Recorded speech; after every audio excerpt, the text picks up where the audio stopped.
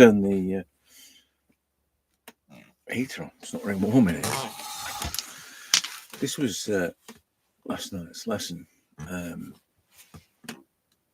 We'd done females' heads for a while, and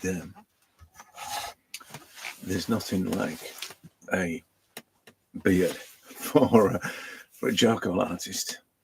You can never have enough beardy old men references or subjects. Beards are just made for charcoal. So in that, I'm back on the squeaky chair again. Sorry about that. I'm going to have to fix this in some way. I'd stand up, but I can't. The roof's too small. The roof's too low. Yeah, so this was last night's, and I think what's interesting about this was it could have easily been just a floating head, just a usual sort of charcoal head floating on white paper. But of late, I've now, and I talked about this context thing last night, I've been putting more to the shoulders, basically. I've talked about this before when I put a neckline in it, or the part of the collar in it, because I feel as it needs a plinth, something to rest the head on. And but this context thing where it amplifies first of all, shoulders sometimes are necessary to explain why the head's in a particular sort of pose. You need to explain why the head's tilted or twisted or whatever. So the shoulders use that, but in this instance, using the shoulders to amplify the emotion. I think that's what it is, because his head's buried in his chest, looking down, and it's clearly there is a leaning. You can see there's a slight leaning of the upper part of his body towards something that's maybe concerning him. Is that sort of somber inquisition kind of thing. But as I said, the creating context to amplify the emotion is a I wouldn't say it's a trick, but it's sometimes a necessary component of getting the mood across. Because one of the things that I draw or try to draw is the emotional aspect of it. This what I'm going to do in a minute, it's also got emotion in it. So that's kind of what I am drawn to draw something that has emotion in it. So if I can create the context to amplify the emotion, and this is where I was talking about, drawing and painting. Or drawing a painting.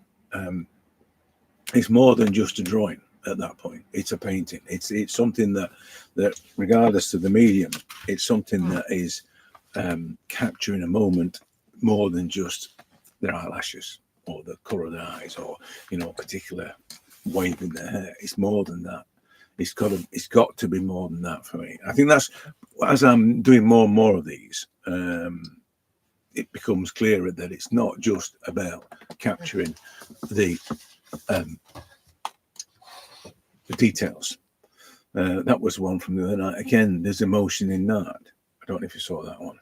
That was quite a rapid one. This was a rapid, but this is very rapid.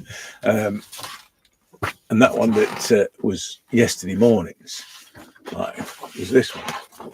And I quite like this one because of the drama that it created by not completing this. There's just so much. Even then, you could say that it's a floating head, but it's not. It's there is emotion. This silhouette, this deep dark background with its hazy, not quite flat feeling about it, actually amplifies the emotion of it. So, and the other thing about that is it's one of those where, do I finish it and do I stop here? Because at the moment it actually felt right. They felt that it was the emotion. Same with this one. It's like, stop. It's one of those things. It feels right. Stop. It's not about it looks right. Stop. It feels right. Stop. Is the thing I ask myself. So I'm going to draw this guy. as I say, you can never really get too many or have too many beard references. Again, a lot of emotion in the eyes in this one. Back on the, well, I say still on the same piece. This is the same piece that's done all of those. 3 so far out of one piece. When it happens, when I manage to find a decent piece of charcoal,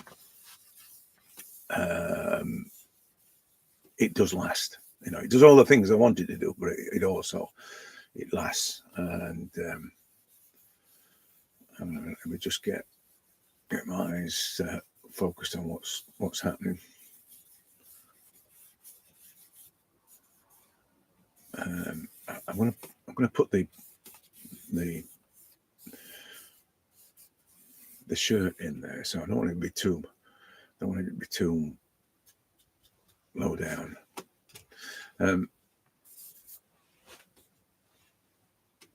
Yeah, I think that'll give me about the things I need.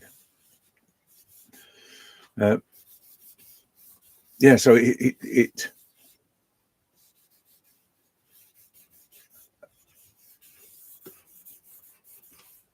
I don't know whether it's to do with the density of things. I mean, those are quite dense images, but it just gives me a lot more.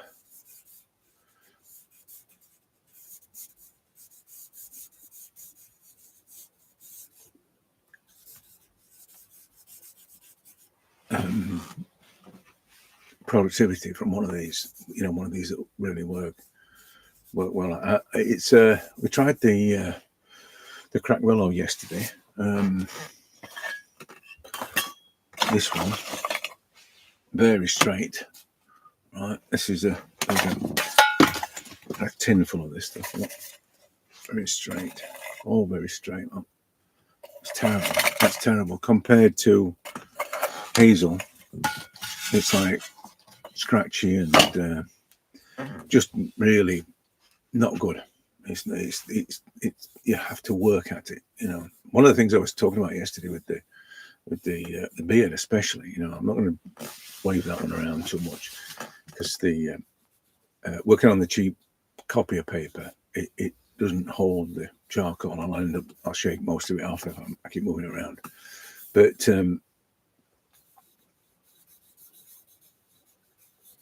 the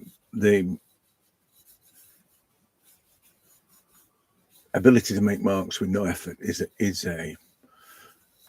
a big thing for me when it comes to things like, say, the beard. I don't really want to be carving it in, you know, as the same with everything, I suppose, across the face. It's still, if I want to put tone on it, I want to drift across with not hardly touching the surface, but then, you know, it builds up.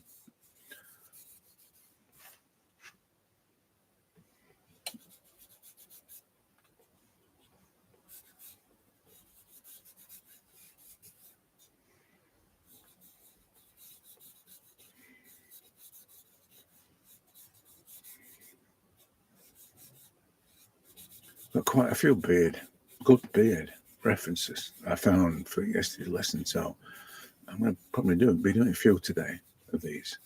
Trying not to keep them, you know, all the same pose, but I'll stick them in the members area as well. If you manage to do the lesson and have a desire to do more beards, I'll put this one in as well. So.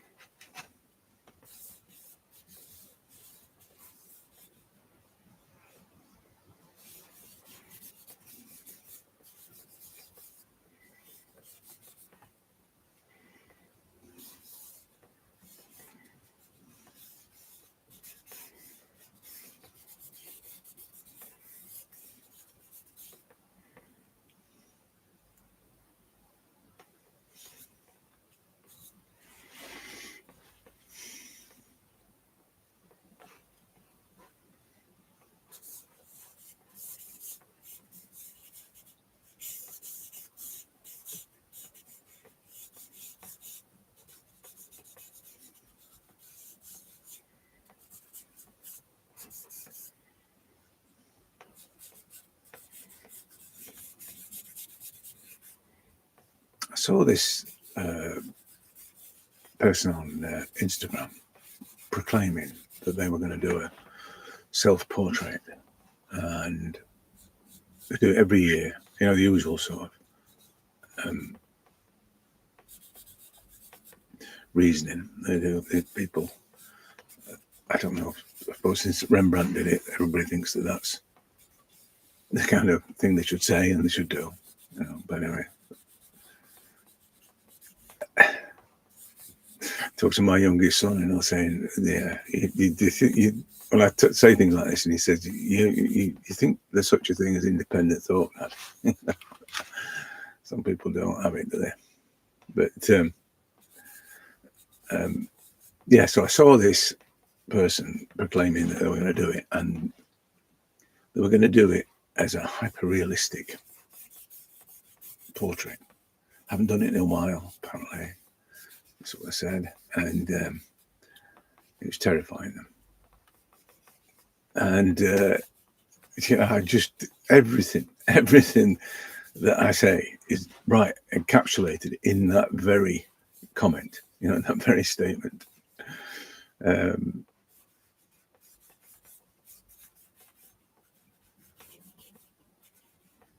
She's proclaimed that it will be, you know,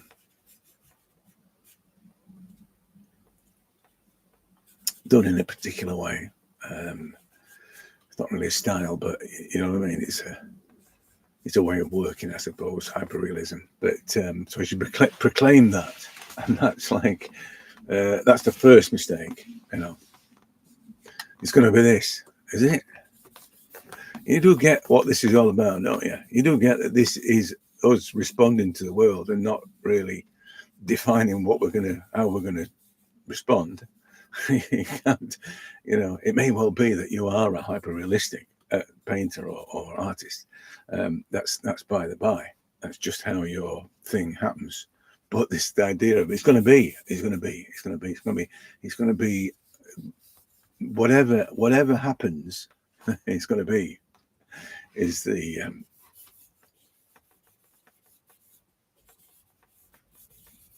the way of looking at it. And the other problem, apart from this proclamation that it will be this thing, it will be done in this way,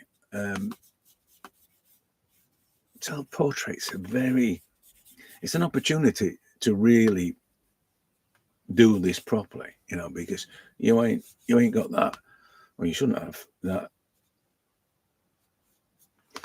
diktat that it must be a copy of a face, it must be detailed, it must be exactly the face, you know, it must be every hair and every. You haven't got any of that you know, the normals think that is defines portrait. You haven't got any of that because it's you, and you can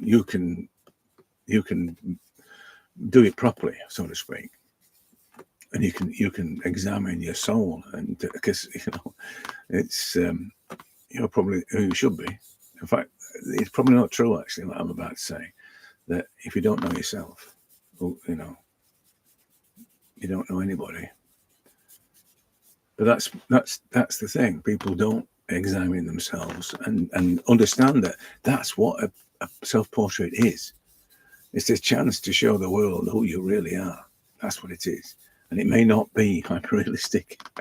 It may not be necessary to be hyper-realistic, but that's by the by. As I said, you'll just respond, and it may be unrecognizable as you, but it captures your soul because that's how you feel at that moment. That's what a self-portrait is. You have to expose your soul to the world, but people are locked into the replication thing, even of themselves. A good light and their nose a little bit smaller, you know, that kind of thing. But I don't know. It's a funny thing. It's like, I would say that asking someone to do a self-portrait would be the best way to get to understand whether or not they understand, or to see whether they understand what this is all about. And if it is a replication process, then you kind of know that they're a particular kind of artist that veers towards the illustration as opposed to, you know, the art. And I use that word lightly because I don't really think that it's a good word to describe what we do. I think being creative is what we are, what we do. We are creative, and the designation of art is something that is not really for us to do, because art can be many things. It can be decorative, it can be food, it can be dancing, it can be, you know, it can be music, obviously. But and that's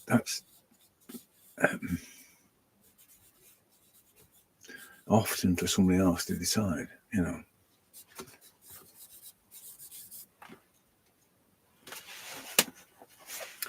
I said yesterday about this charcoal, because it being so granular, and because it doesn't sit on the paper that well, it's got a like a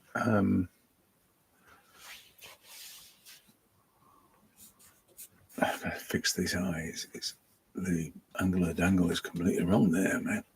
Completely wrong. Let me get this working a bit better. I'm going to fix these things now because it's I'm losing the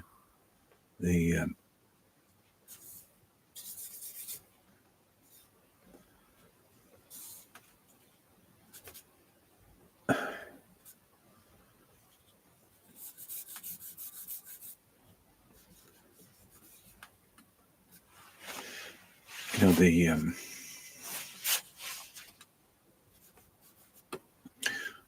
I don't, it's not motion, but it's the direction. The direction of his gaze, the direction of his I don't think it's just the tilt of his head or anything. I think it's just the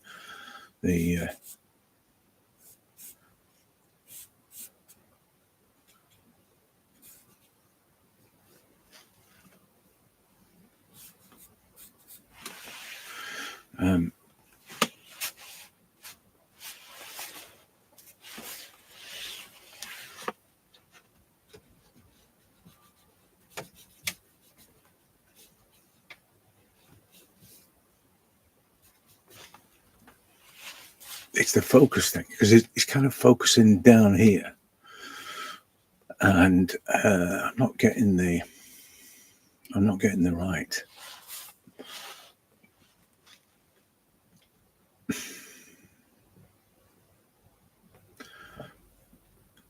You know, I'm not getting the feeling in the direction of his focus. That's what it is. So let me just see if I can.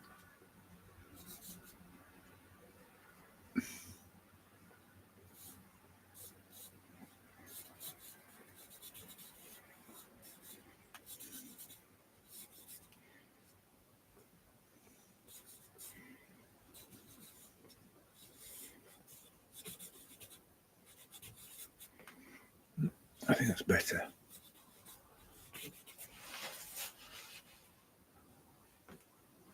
No, still not quite right.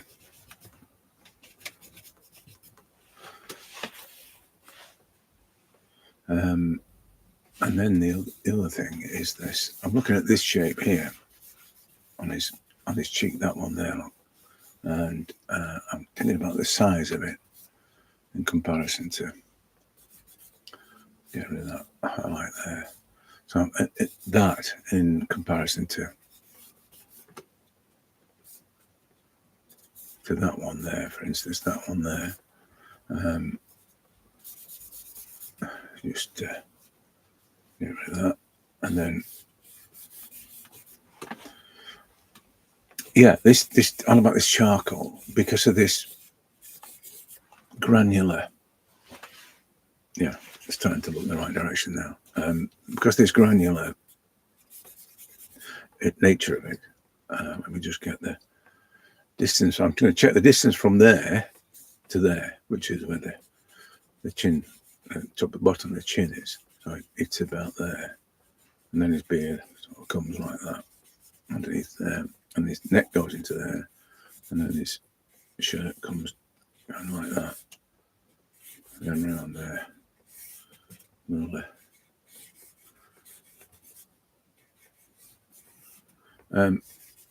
Yeah, I think the direction's changed now.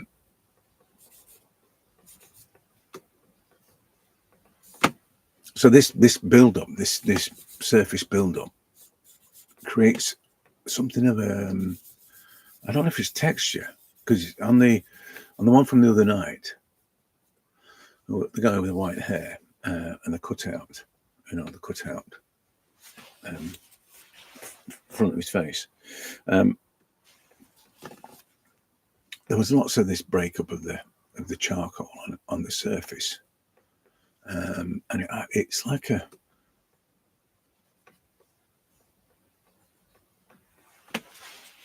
it sort of takes the drawing away, if that makes sense. It no longer feels like a drawing because of it.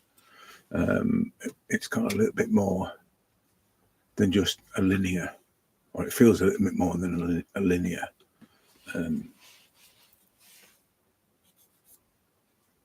execution. It's got more I'm going to say texture, but it's not, the word's not a texture really.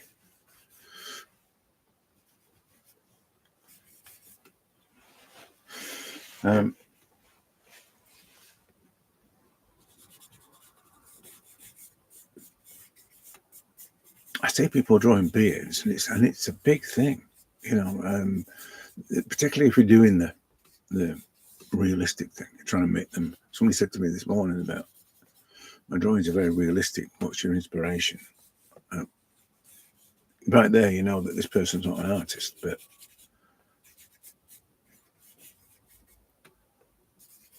someone asked that question. But it's I don't think realism is ever my objective. I think it's always about capturing it's always about capturing the essence, regardless of execution. It's funny that I watched this guy, really famous portrait artist, and he was talking about he put a painting on, and it was not very good really. It was not his usual standard. It was a slightly caricature feel about it, and then he put the next stage on and the next stage on, and he called it simplification. What he was doing, what changed as I could see it, was the tones. It wasn't that he was simplifying the shapes of things or amalgamating things. The tones changed, and all of a sudden the relationships between things changed. So suddenly the shapes that looked a bit caricature were now softer and more realistic, I suppose is the word. And it was just tone that was doing that. And I'm kind of focused all the time on the tonal aspects of it, not from the get-go, because I'm more bothered about the locations of things and the relationships of things. But I'm using tone to do that, as I said before. But as I work through it, it's the tonal aspects that start to bring the shapes to life. Obviously, light illuminates form, that thing, and that is the realism that people see in what I do. It's not an attempt to be realistic. It's not even an attempt to be anything. It's just me responding to it. And if it turns out that it appears to be realistic, then so be it. It may well be that it doesn't appear to be realistic, but again, so be it. It's my response to it, and that's really what I was saying earlier about the woman that wanted to do a self-portrait, and it was going to be hyper realistic. So she kind of sealed a fate right from the beginning.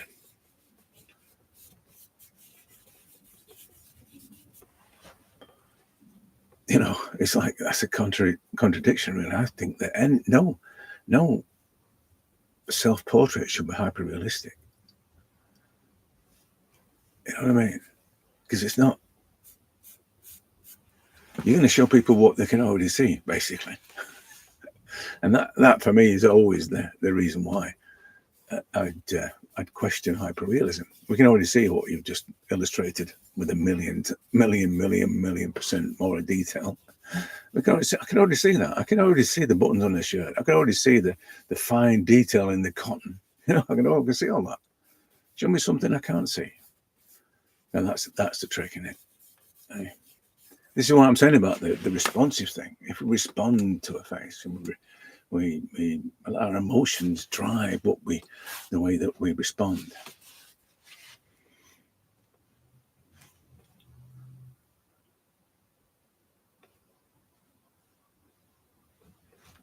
This charcoal, I've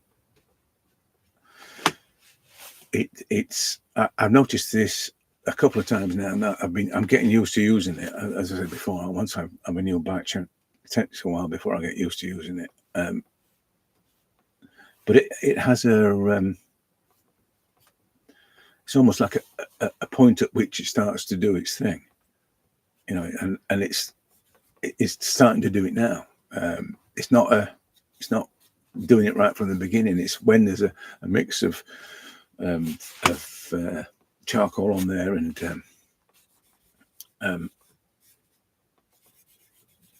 whether it be smudgy blends or whatever it might be, and it starts to do the, you know, breaking down and looking more textural. It takes a while for it to do that. The other thing is the shortfall in the, you know, in the tonal range. I tend to make up with this hatching, so there's a combination of the blending and the smoothing and some hatching, and I think all of that is what you see when it starts to work. But that's, as I said, it's peculiar to this. It's probably peculiar to this batch of charcoal. Not all of it's like this, and it's also peculiar to the paper. The paper's pretty crap, so that's a big factor. So I'm having to adjust for the poor paper.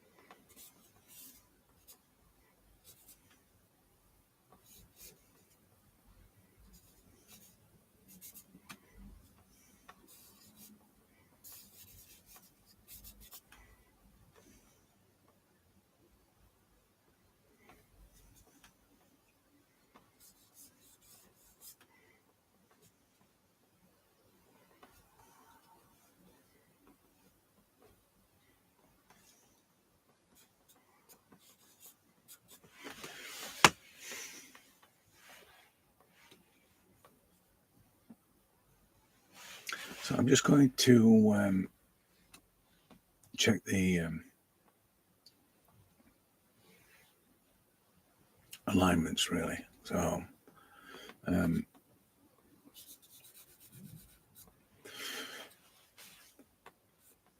in two minds whether to sharpen the charcoal as well, and then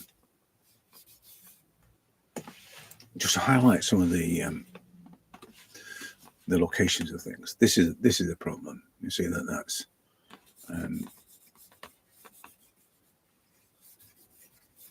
too light, and it's causing that. You see the difference now. It starts to balance. The tones start to balance.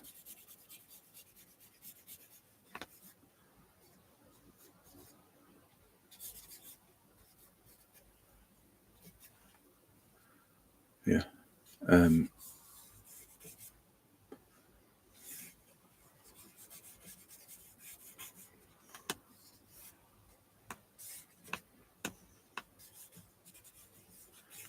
That's one of the problems with this charcoal as well. The build-up of dark build-up of charcoal on the surface, and it creates those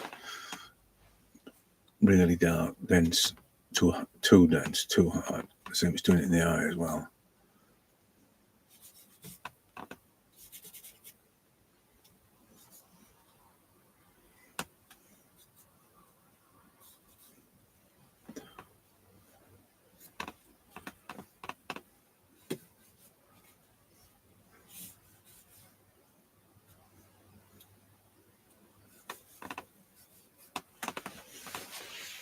Yeah, so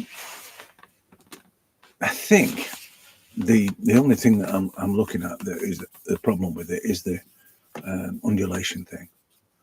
You know, the overemphasis of highlights or shadows. It's much grayer than you know, overall in the center there. It's much grayer.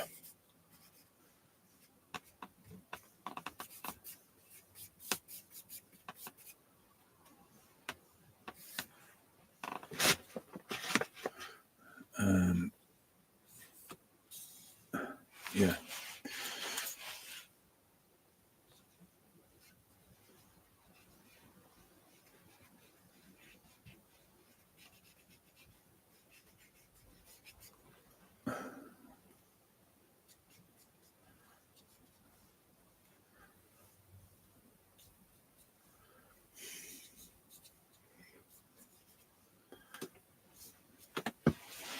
Not quite. The ear's not quite right. It's just a little bit. It's a bit too light. That's the main thing, but it's not quite right there.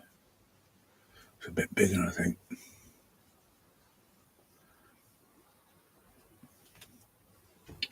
Yeah, it is. I'm just looking at the locations of things, you know, to work out whether or not it's. Don't take that as some kind of guide, though. That's just me looking for alignments. It's not saying that the top is always in line with the eyebrow and so on. So people have ears all over the place, so don't get locked into that. I think it's got to be the same as this, that, and the other, and it lines up here and wherever. No, don't do that. It's peculiar every time different every time. Yeah. So as I kill the undulation thing, the getting rid of the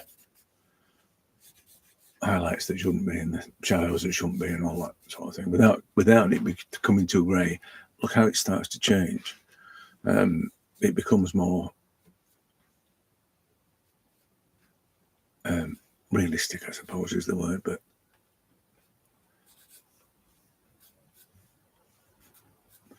it's the lure of the highlights. I've said this before about highlights. We make something, we put a highlight on something. Yeah, look at that! Look how good that looks, and we get sucked into the execution of it. I did a great job on that eye. Look at the highlights. How it's reflective.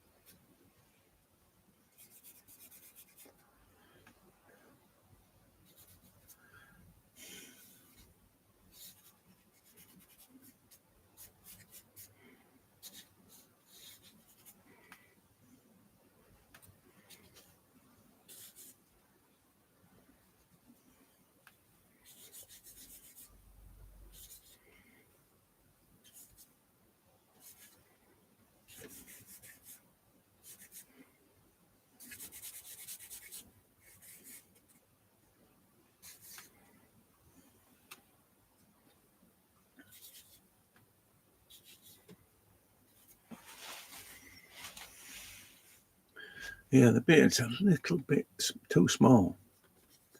A little bit too small. I don't know. It's a bit of a tufty thing that goes on, on the bottom there, but it's not. It looks a bit small to me. I'm just looking there to there to there.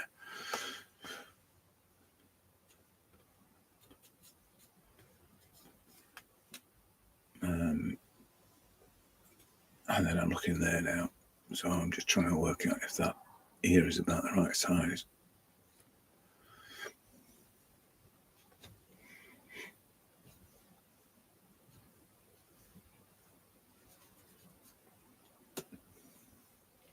Or the right width away from there. That's what I meant to say. Size-wise, I think it's pretty much where it should be.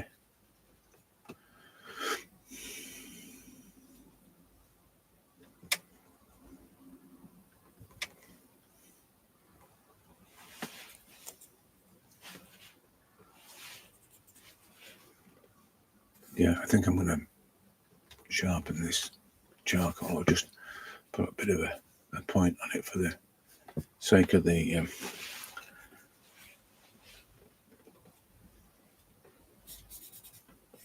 a bit more accuracy.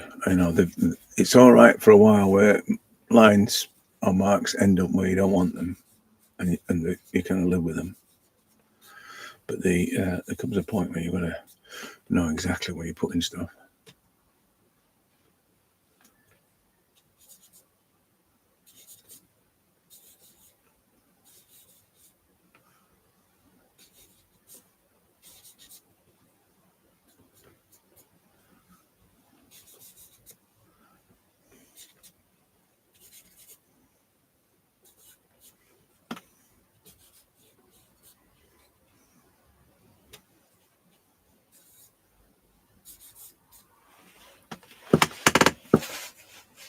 Yeah. So this is the point where the tones start to shape the forms. And the other thing about it as well is that when we're talking about tonal values, we don't really consider the lines tonal value. Sometimes lines can be part of the problem. The actual line itself creates a value. Not the cumulative thing, the cross-hatching thing, but actual lines themselves can have a strength, a tonal value that will impact on the overall tonal effect. And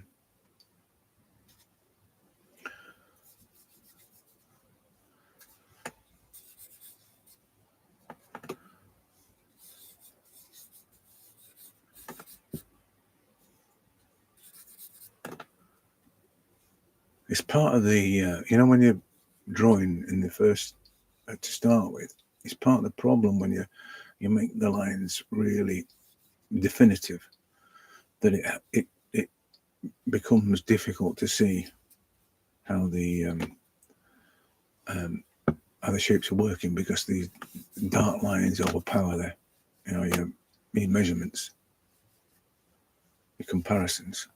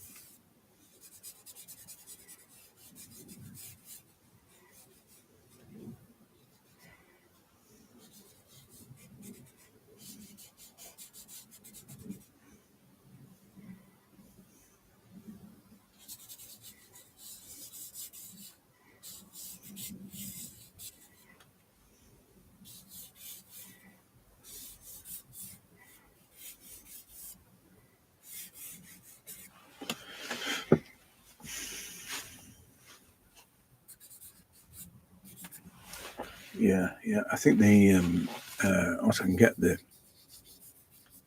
the difference between this here tonally is minuscule, and it has to. It's there but not there. There's kind of white highlights there, and there's little bits of it showing through here, and and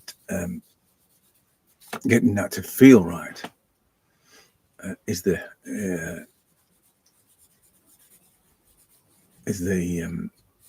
aim really there, as opposed to because it's easy to put. And this is the lure of the highlight again. This here, look, there's a highlight there. There isn't a highlight there. There isn't. It's just lighter, and that you kind of, if you're not careful with the beards, like with that one last night, you can be. I will wait a bit around. I know I said about the dropping off. I'll be careful with it, but you can get seduced by this, for instance, this bit here. So for a long time, when I was drawing it, if you saw it, it remained quite light, and similarly down here. But gradually, as I start to work the thing, it loses its. Apart from the ones that are important, that one and that one, the rest of it is just subtle changes in light and dark tones. That's the thing with beards. It's not. It's never. It's always subtle. It's always, even with the the definite hard. Unless it's how you see it. If you see it as a Gandalf kind of cartoony type, the one that's fine. That's just how it is. But if you're trying to, if you want it to be realistic, it's not going to be white and dark. My beard is it graduates. It doesn't have any particular highlights within it. If you look at anybody with a beard, it's a grey beard, an older beard, you'll see that. And obviously it's different when it's a younger beard and it's still black, but which is kind of what I was looking for yesterday when I found that lesson. I was looking for a black beard. I don't know why I got it in my head that I was going to draw a beard, but it had to be like a black beard. What was his name? He was I can't remember his name now. Anyway, but I was looking for that, and that's how I ended up with the wild beard on that guy. But it's like hair, hair and beards. There isn't draw them in the same way, It's not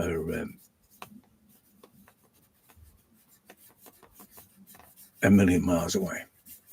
Both of them are very similar in the way that you treat it. It's about the fluctuations in tone as much as anything else.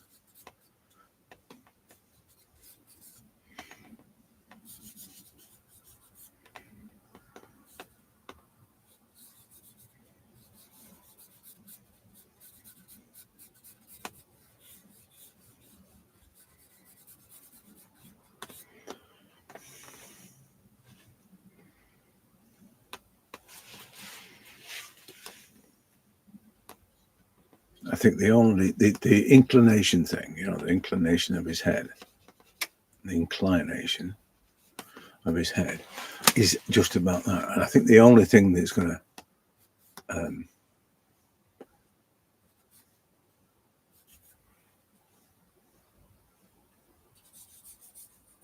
complete that is there is a tiny little white in there. It's and there is I suppose there's that one there that immediately makes him look down, and then there's the lighter under lid that does it as well, and then there's the where the top of the lid actually ends there immediately makes his eye down, probably a little bit too there like that. It needs to be much straighter than that, but it's fine because it's too big anyway.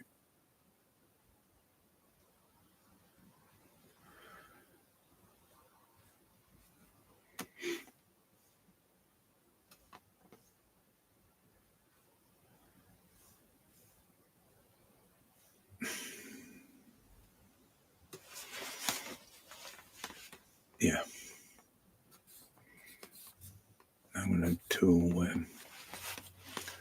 I'm going to kill that white there. It's a bit too light.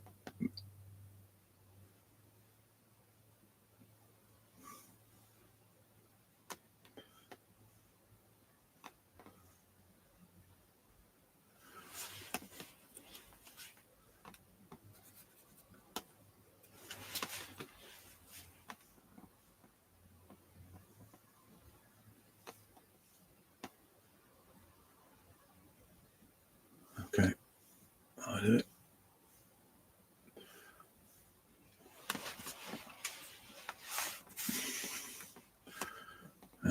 Get rid of those bags under his eyes. I think that's done it. I think that's things need a little bit of adjustment in terms of the dominance of things. You know, the tonal dominance. I need to just go over that and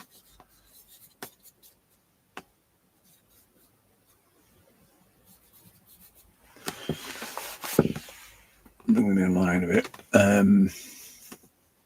Yeah. I think that's like I say, the reference is in the member area, so you want to see what it looks like. It's there.